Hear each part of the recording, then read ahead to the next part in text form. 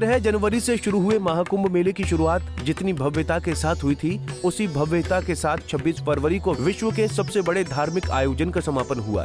करीब 17 लाख की आबादी वाले शहर प्रयागराज में आयोजित महाकुंभ मेले ने न सिर्फ अपनी भव्यता और अलौकिक छटा के लिए सुर्खियां बटोरी, बल्कि वो गवाह बना इन 45 दिनों में तकरीबन 66 करोड़ से ज्यादा लोगों के संगम तट पर आकर आस्था के इस पवित्र संगम में डुबकी लगाने का।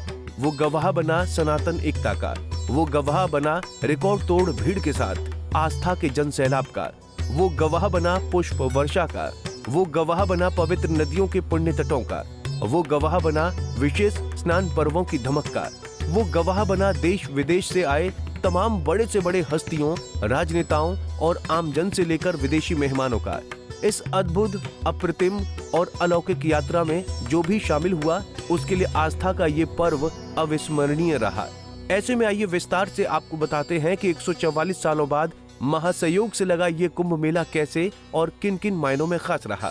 दरअसल उत्तर प्रदेश के प्रयागराज में लगभग 45 दिनों के बाद महाशिवरात्रि पर अंतिम स्नान के साथ भव्य और दिव्य महाकुंभ का समापन हुआ। इन पूरे 45 दिनों में करीब 66 करोड़ से ज्यादा श्रद्धालुओं ने संगम में आस्था की डुबकी लगाई। पहले दिन से शुरू हुआ डुबकी लगाने का ये सिलसिला जैसे जैसे बढ़ता गया, वैसे वैसे श्रद्धालुओं की तादाद भी बढ़ती गई। हर कोई बस एक डुबकी लगाने को दौड़ा चला आया। ऐसे में इस बार का महाकुंभ कई मायनों में खास रहा।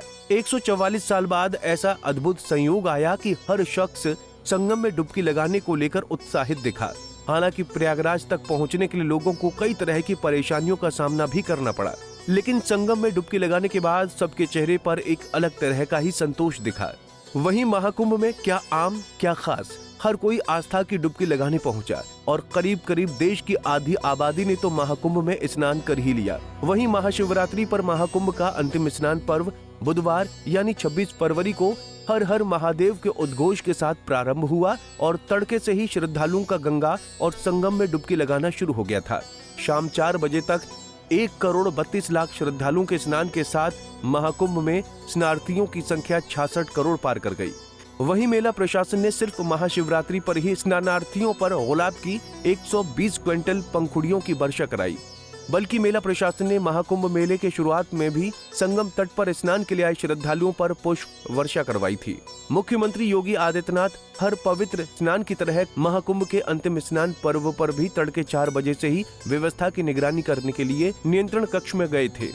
गोरखपुर प्रवास के चलते उनके लिए गोरखनाथ मंदिर में ही नियंत्रण कक्ष स्थापित किया गया था, जहां वो स्नान पर्व पर पल पल की निगरानी करते नजर आए। रेल मंत्री अश्विनी वैष्णव और chairman railway board Satish Kumar ने भी महाशिवरात्रि के मौके पर रेलवे स्टेशन की कंडीशन रेल मंत्रालय में बने वॉर रूम से जानी। ऐसे में अब आपको बताते हैं कि किन किन मायनों में खास रहा महाकुंभ 2025।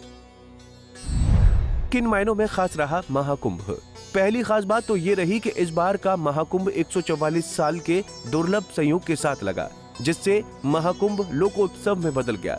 ऐसे में हर जगह से लोग इस अद्भुत संयोग से लगे महाकुंभ का गवाह बनने के लिए देश विदेश से इकट्ठा हुए। महाकुंभ में कुछ लोगों ने बटोरी सुर्खियां। दूसरी खास बात ये रही कि इस बार के महाकुंभ में कई संत और बाबा भी चर्चा का केंद्र रहे, जिन्होंने अपनी बातों से पूरे देश का ध्यान अपनी ओर खींचा। जिसमें महाकुंभ की शुरुआत में हर्षा रिछारिया ने तो बाद में IIT वाले बाबा ने खूब सुर्खियां बटोरी।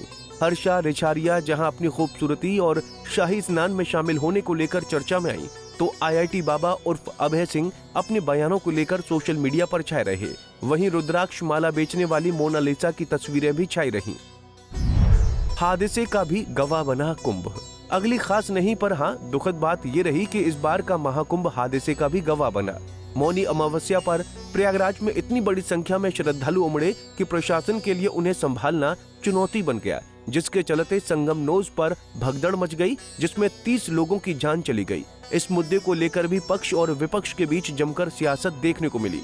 नई दिल्ली रेलवे स्टेशन पर भी भगदड़ में 18 लोगों की जान चली गई। मेला क्षेत्र में कई आग की घटनाएं भी देखने को मिली। वहीं इस बार के महाकुंभ में कई बड़े रिकॉर्ड्स भी बने। महाकुंभ मेले में बने कई रिकॉर्ड। जहां 66 करोड़ से ज्यादा श्रद्धालुओं ने आस्था की डुबकी लगाई, तो वहीं 15,000 स्वच्छता कर्मियों ने 10 किलोमीटर वर्ग एरिया की सफाई का रिकॉर्ड बनाया। 300 कर्मचारियों ने नदी की सफाई का रिकॉर्ड बनाया। 10,000 लोगों ने हैंड पेंटिंग कर इतिहास रचा। वहीं मेले के आखिरी दिन 700 शटल बसों के संचालन से रिकॉर्ड भी बना। गौरतलब है कि एक तरफ जहां महाकुंभ में रिकॉर्ड श्रद्धालु की एंट्री हुई, तो वहीं विपक्षी दलों के नेताओं की बयानबाजी के चलते विवाद भी हुआ। विपक्षी दलों की बयानबाजी। ममता बनर्जी ने इसे मृत्यु कुंभ कह दिया तो लालू प्रसाद यादव ने फालतू बताया। वहीं सांसद चंद्रशेखर आजाद ने कहा कि जिसने पाप किया है वो लोग कुंभ जाएं। कांग्रेस नेता मल्लिका अर्जुन खड़गे ने कहा कि इससे गरीबी दूर नहीं होगी। ऐसे में महाकुंभ पर सियासत भी उफान पर रही। बहरहाल कुंभ मेला बरसों से चली आ रही उस सांस्कृतिक यात्रा का पड़ाव है जिसमें नदियां हैं, कथाएं हैं, मिथक हैं, अनुष्ठान हैं, संस्कार हैं, सरोकार हैं और शामिल हैं हमारी अनगिनत आध्यात्मिक और सामाजिक चेतनाएं, जिनके बलबूते हम अपनी परंपराओं को बखूबी निभाते हुए अपनी श्रद्धा के भाव को उजागर कर पाते हैं। ऐसे में अपनी भव्यता, आधुनिकता और आध्यात्म के अद्भुत संयोग से सुसज्जित इस बार का महाकुंभ अपने आप में ही अद्भुत रहा है। ऐसे में त्रिवेणी संगम का ये अद्भुत नजारा और भाव विभोर कर देने वाली महाकुंभ की अद्भुत छटा अपनी यादों में पिरोए हर एक भक्तगण इस महाकुंभ का गवाह बनने के साथ साथ अब अगले महाकुंभ का बेसब्री से इंतजार करेंगे।